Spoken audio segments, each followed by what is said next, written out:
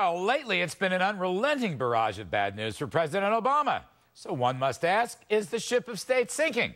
Budget Director Peter Orszag is leaving. Rahm Emanuel, Chief of Staff, may be leaving. And is more deficit spending coming to a theater near you? Just what we need, more deficit spending.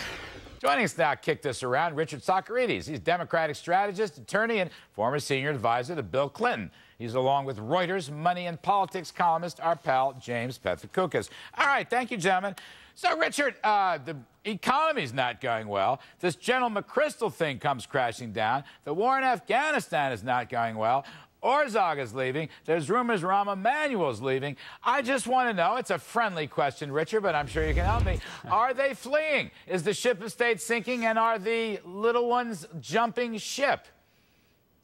No. The answer is no. The ship of state is not sinking. I mean, I actually think that some of the things you just mentioned are not happening. I don't think Rahm Emanuel is going anywhere.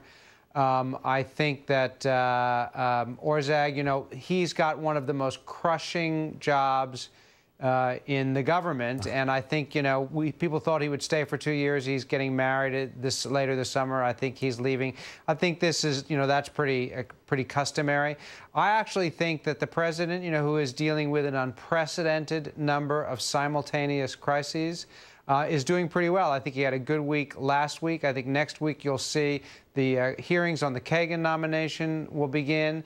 I think that's gone very well for him.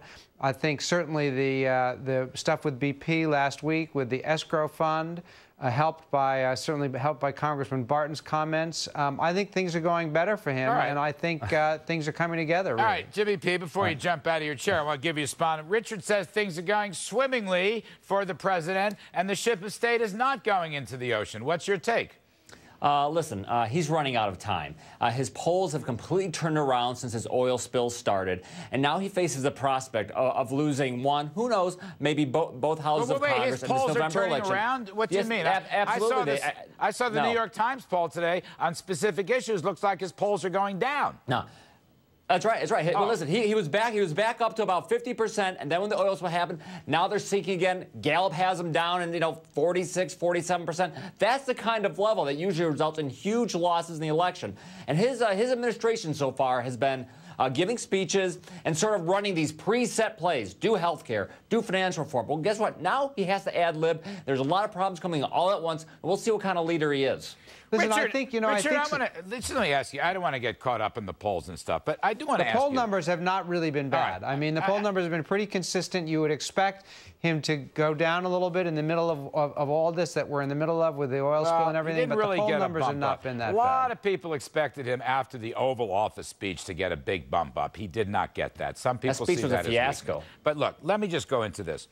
Inside the White House, I want to do this budget deficit package here. Is there going to be another stimulus? Are there hawks and doves? In other words, Orszag, the author of Obamacare, which I would argue is sinking his presidency, Orszag, the author of the stimulus package, which I would argue is sinking his presidency. You know, Richard, you all are going to take a big licking come November in the midterms. Now, if Orszag goes, are you going to say to me he was the hawk and we're going to get more doves and therefore more deficit spending? I don't think that any of this is the result of a policy or an ideological, conflict within the White House. I think that the president has set a path that the country will remain on.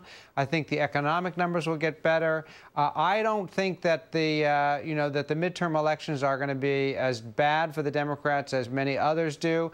I think that, the president is being tested here. His leadership is being tested, listen, but I think he's coming through pretty clearly. The problem is that the economic numbers are probably not going to get dramatically better between now and November. And the reason we're at those numbers is because of the path he has set us on for the past 18 months. We heard Ivan Seidenberg of Verizon say that businesses will not invest all their cash because of what government is doing. We're flat out of time, gentlemen. Richard Socarides, thank you ever so much. And Jimmy Pethokoukis, thank you.